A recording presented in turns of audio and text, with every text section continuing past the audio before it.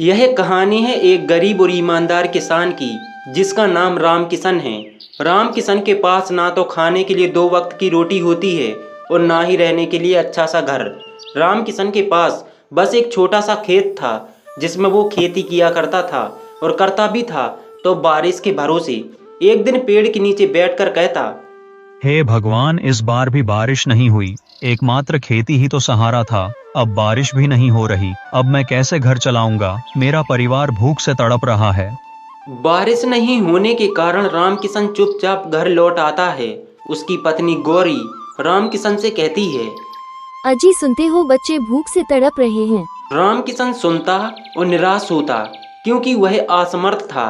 राम किशन मेहनती था, लेकिन किस्मत साथ नहीं देती थी। फिर भी वह चोरी और झूठ का रास्ता नहीं अपनाता था। एक दिन राम किशन अपने घर जा रहा था, तभी उसे रास्ते में एक साधु बाबा मिलते हैं। वह बहुत प्यासे थे। वह साधु राम किशन से कहते हैं, सुनो बालक, क्या तुम मेरी मदद कर सकते हो? हाँ बाबा, कहिए, मैं आपकी क्या मदद कर सकता हूँ? अगर मुझसे होने लायक होगा तो मैं जरूर करूँगा। मुझे तुम सिर्फ पानी पिला दो। राम किशन उन्हें अपने घर बुलाता है और पानी पिलाता है। पानी पीकर साधु बाबा वापस अपनी कुटिया जा रहे थे। तब साधु राम किशन को एक बीज देते हैं और कहते हैं, ये लो तुम्हारे मेहनत का इनाम। यह बीज ले जाओ और धरती में बो दो। सिर्फ एक बीज? मैं सिर्फ एक बीज का क्या करूँगा? इससे तो मेरे परिवार का पेट भी नहीं भरेगा। तुम इसे साधारण बीज मत समझना। क्या यह कोई साधारण बीज नहीं है?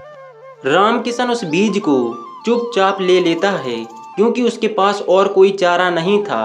एक दिन राम किशन उस बीज को लेता है और उसे अपने खेत में बो देता है। हालांकि राम किशन को उस बीज पर ज़्यादा भरोसा नहीं था, फिर भी वह ऐसा करता है, क्योंकि उसके पास खाने के लिए कुछ भी नहीं था।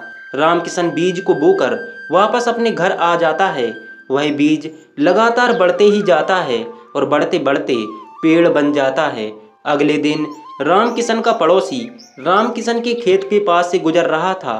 तब वो राम किशन के खेत में बड़ा सा पेड़ देखकर चौंक जाता है और पेड़ को देखकर कहता है, बाप रे, राम किशन के खेत में इतना बड़ा पेड़, और वो भी सोने का।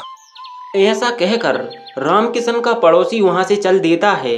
अगले दिन जब राम किशन अपने खेत में आता है तो सोने का पेड़ देखकर वह बहुत खुश हो जाता है और खुशी के मारे नाचने लगता है। बीज ने राम किशन का भाग्य भी बदल दिया। राम किशन उसकी मदद से अपने खाने पीने और रहने के लिए एक अच्छा सा घर बनाता है। राम किशन की अब हर परेशानियां खत्म हो चुकी थीं। राम किशन अब अमीर हो चुका था, पर उसका दिल वैसा ही विनम्र था। गांव में वही साधु बाबा फिर से आ जाते हैं और आकर राम किशन के घर के पास रुक जाते हैं और कहते हैं, भिक्षाम देही, भिक्षाम देही। थोड़ी देर बाद राम किशन अपने घर से बाहर आता है और साधु बाबा से कहता है, धन्यवाद बाबा, आज मैं जो कुछ भी हूँ वो सब आपकी वजह से हूँ। कहिए बाबा, मैं आपकी क्या मदद कर सकता हूँ? तब साधु बाबा ने हंसते हुए कहा, नहीं राम किशन, तुम मेरी वजह से नहीं, बल्कि तुम जो कुछ भी हो अपनी अच्छाई और ईमानदारी की वजह से हो।